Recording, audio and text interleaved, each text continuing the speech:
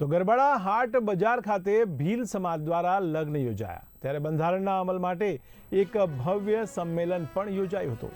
આ સંમેલનમાં મોટી સંખ્યામાં ભીલ સમાજના લોકો પણ ઉપસ્થિત રહ્યા હતા। આ સમાજમાં લગ્ન પ્રસંગે પ્રવર્તતા કુરિવાજો અને બિનજરૂરી ખર્ચાઓ ઘટાડવા માટે મહત્વપૂર્ણ નિર્ણયો પણ લેવામાં આવ્યા છે। ત્યારે સંમેલનમાં દહેજ પ્રજાનો સખત વિરોધ કરી નવા લગ્ન બંધારણને અમલમાં મૂકવામાં આવ્યું છે।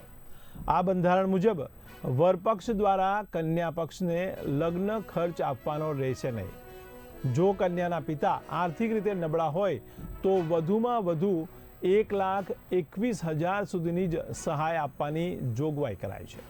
તો ઘરેણા માટે પણ મર્યાદા નક્કી કરવામાં આવી છે, જેમાં ચાંદીના 250 ગ્રામની જાંજરી, મંગળસૂત્ર, સોનાની નાકની કાંટી અને કાનની બુટ્ટીનો સમાવેશ થાય છે।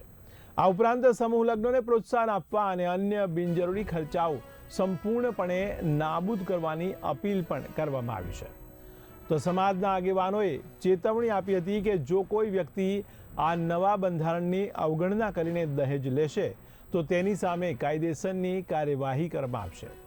આ કાર્યક્રમમાં પૂર્વ ધારાસભ્ય ચંદ્રિકાબેન બારિયા, જિલ્લા શિક્ષણ સમિતિ ચેરમેન કમલેશ માવી, સાધુ સંતો અને મોટી સંખ્યામાં ભીલ સમાજના લોકો પણ હાજર રહ્યા હતા।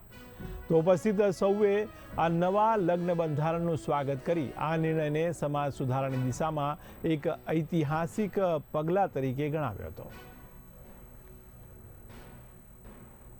રોજ ગરબાડા ખાતે ગરબાડા હાટ બજારમાં ભીલ સંમેલન જે રાખવામાં આવ્યું છે તેમાં અંદાજિત 3,000 થી 4,000 જેટલા સમાજના લોકો, માતાઓ, બહેનો, વડીલો, પટેલ, પૂજારા, સરપંચો, તાલુકા સભ્યો, જિલ્લા પ્રમુખ વગેરે ઉપસ્થિત રહ્યા હતા। અને આ સંમેલનની ખાસ વિશેષતા એ છે કે આટલા વર્ષોની મહેનત પછી પ્રથમ વખત સમગ્ર ગરબાડા તાલુકાના ભીલ સમાજ પંચે નવીન લગ્ન બંધારણ 2026 ને અનુમોદન આપ્યું છે, મંજૂરી આપી છે।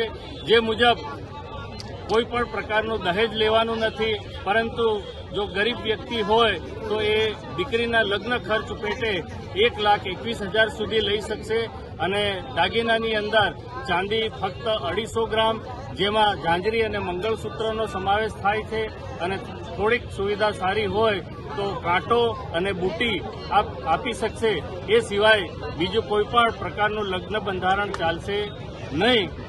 એટલે આજની આ ભીલ સમાજ પંચ માટે એક સોનેરી દિવસ છે, ઐતિહાસિક દિવસ છે।